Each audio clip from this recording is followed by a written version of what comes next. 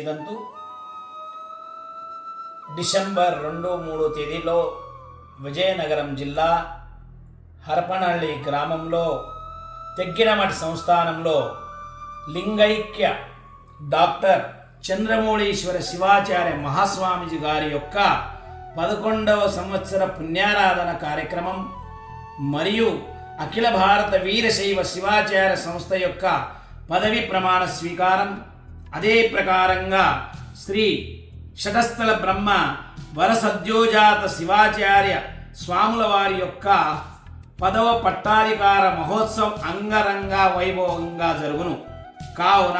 కర్ణాటక, మహారాష్ట్ర, తెలంగాణలో ఉన్నటువంటి శివాచార్య స్వాములు మరి అదే ప్రకారంగా భక్తులు ఈ కార్యక్రమంలో అధిక సంఖ్యలో పాల్గొని జగద్గురు వారి యొక్క ఆశీర్వాదం పొందగలరు.